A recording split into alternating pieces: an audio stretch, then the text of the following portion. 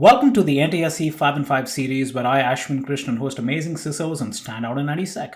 Today my guest is Darren Highfill, CISO at Norfolk Southern Corporation. We discuss about the evolution of his CISO role, how he embeds cybersecurity across his organization, advice to an aspiring CISO, and something about regrets and career choices. Continue watching.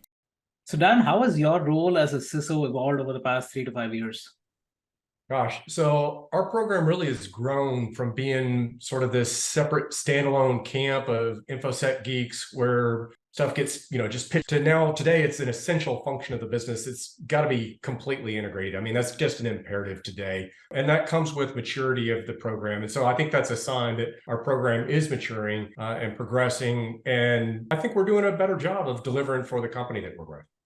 Actually, that's a great segue into how the choice of you as a CISO in cybersecurity is a choice between risk and probability when it comes to kind of deciding budgets, priorities. Given the evolution that you had, what are some of the stories that you have about how do you integrate yourself well within the other parts of the organization who may not be conversant with cybersecurity?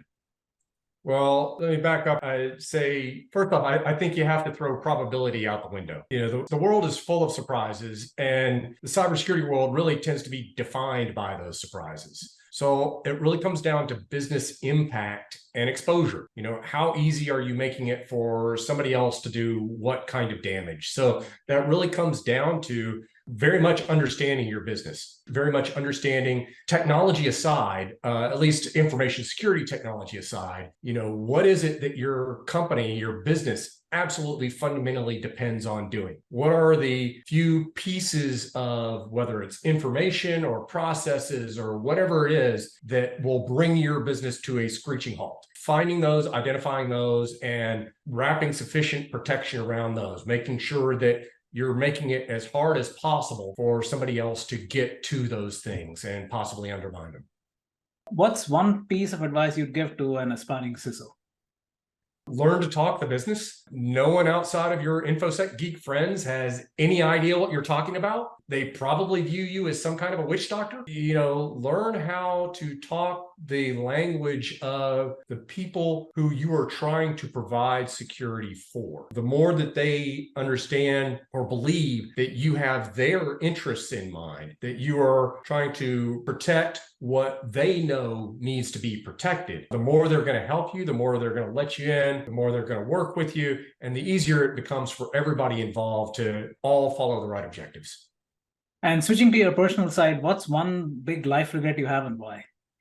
I don't do much with regrets, I'll be honest. It's all about learning lessons and moving forward. But, interestingly, as the career has developed, I think one thing that would have been exceptionally handy for me to have would have been maybe a law degree. I think understanding, the intersection business and technology and processes with legal constraints would be exceptionally relevant in today's world.